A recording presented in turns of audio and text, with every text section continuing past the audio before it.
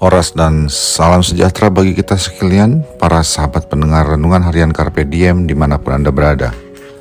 Khususnya para anggota jemaat HKBP Bumi Anggrek dan para halado HKBP Bumi Anggrek, Resort Bumi Anggrek Bekasi.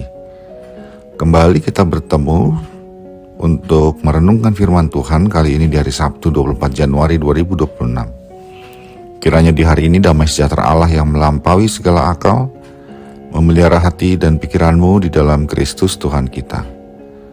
Marilah kita memulai perenungan firman Tuhan dengan menyanyikan buku Ende nomor 168 baitnya yang keempat.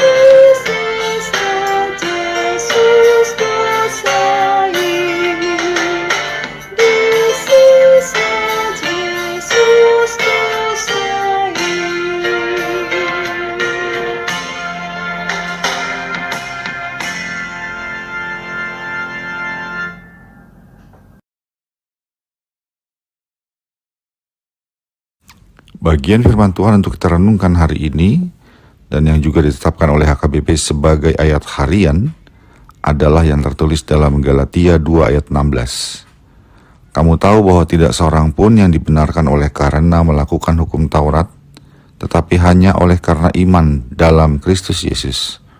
Sebab itu kami pun telah percaya kepada Kristus Yesus, supaya kami dibenarkan oleh karena iman dalam Kristus, dan bukan oleh karena melakukan hukum Taurat. Sebab tidak seorang pun yang dibenarkan oleh karena melakukan hukum Taurat. Demikianlah firman Tuhan.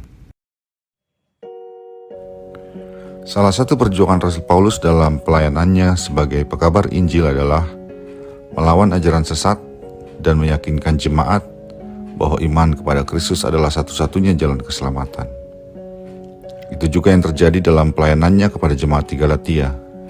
Di situ ada ajaran sesat yang ingin mengembalikan kepercayaan jemaat pada konsep keselamatan ala Yahudi zaman dahulu, yaitu bahwa orang dibenarkan Allah karena melakukan hukum Taurat. Dan ternyata ada sebagian anggota jemaat di Galatia yang mulai percaya bahwa dengan sungguh-sungguh melakukan hukum Taurat, mereka dapat dibenarkan. Terhadap hal itu Rasul Paulus dalam ayat ini pertama-tama ingin mengingatkan jemaat terhadap pengajaran yang telah mereka terima pada mulanya di saat ia berada di tengah-tengah mereka. Sehingga ia berkata, kamu tahu bahwa tidak seorang pun yang dibenarkan oleh karena melakukan hukum Taurat, tetapi hanya oleh karena iman dalam Kristus Yesus.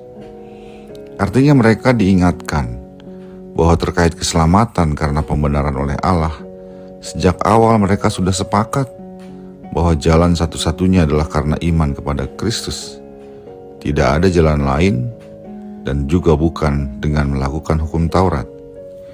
Inilah yang menjadi pesan pertama dalam perenungan firman Tuhan bagi kita hari ini. Kita tidak boleh lupa atau mudah berpaling dari pengajaran yang dari awalnya sudah kita terima, baik itu melalui pengajaran yang kita terima di sekolah minggu, di katekisasi CD, maupun dalam khotbah-khotbah yang disampaikan di mimbar gereja kita. Kita pun tidak boleh mudah tergoda untuk berpaling kepada pengajaran lain yang mungkin terasa baru dan segar, progresif dan berbeda. Berhati-hatilah terhadap pengajaran-pengajaran yang kita terima, apalagi dari luar gereja kita. Kita perlu memeriksa semua pengajaran itu sambil mengingat kembali pengajaran yang sudah dari awalnya kita terima dari Allah melalui gerejanya. Sebab sesungguhnya penyesatan seperti yang terjadi di jemaat Galatia juga banyak terjadi di jemaat Kristen modern saat ini. Dan kunci agar kita tidak disesatkan adalah dengan berpegang pada pengajaran yang sudah kita terima dari gereja kita. Hal kedua yang menjadi penekanan Rasul Paulus untuk mengembalikan jemaat Galatia kepada jalan yang benar tentang pembenaran oleh Allah, yaitu bahwa hanya oleh iman manusia dibenarkan. Namun menarik bahwa dalam ayat ini Paulus tidak hanya menyebut kata iman, ia juga menyebut kata percaya. Ia mengatakan, sebab itu kami pun telah percaya kepada Kristus Yesus, supaya kami dibenarkan oleh karena iman dalam Kristus. Makna dari perkataan tersebut adalah bahwa iman Paulus serta penginjil lain yang bersama dengan Paulus kepada Kristus bukan hanya pada ranah doktrin belaka. Iman kepada Kristus telah menjadi pembentuk kepribadian mereka yang nampak dalam kehidupan mereka. Sebab itu kami pun telah percaya. Demikian dikatakan. Artinya, iman kepada Kristus diikuti dengan respon hidup yang percaya kepada Kristus. Percaya kepada Kristus artinya mempercayakan diri sepenuhnya kehidupannya kepada Kristus. Kristus menjadi jalan hidup, baik kasihnya maupun pengajarannya atau perkataannya. Semua yang dilakukan Paulus dan kawan-kawannya adalah sepenuhnya apa yang diajarkan oleh Kristus. Dari hal tersebut firman Tuhan hari ini ingin berkata kepada kita bahwa iman kita kepada Kristus tidak boleh hanya sekadar dalam ranah ritual, doktrin, ataupun kognitif maupun pengajaran. Iman kepada Kristus harus berwujud dalam tingkah laku kita yang percaya kepadanya. Kita beriman kepada Kristus, maka hidup ini kita jalani dengan sepenuhnya percaya kepadanya, kepada pengajarannya, dan kepada kasih-Nya.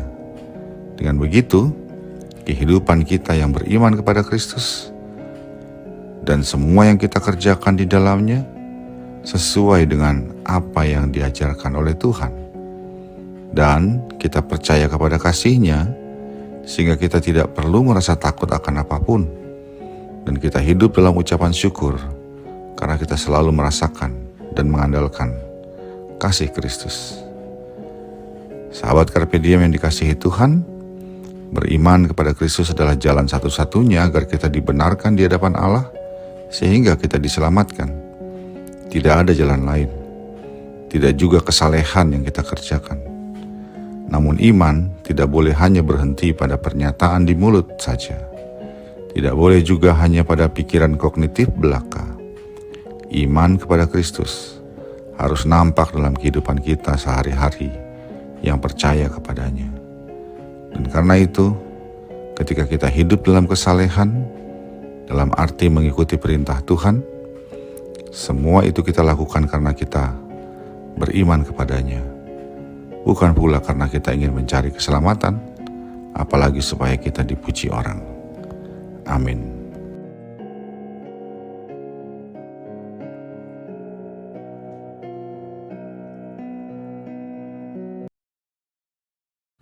Marilah kita berdoa.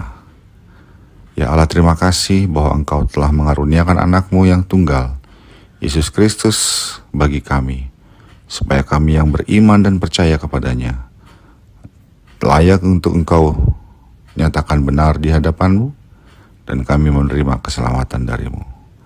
Ajar kami untuk hidup dalam iman dan percaya kepada-Mu. Dalam Yesus Kristus kami berdoa. Amin. Kasih karunia dari Tuhan kita Yesus Kristus, anugerah dari Allah Bapa kita, dan persekutuan Roh Kudus menyertai engkau sekalian. Amin.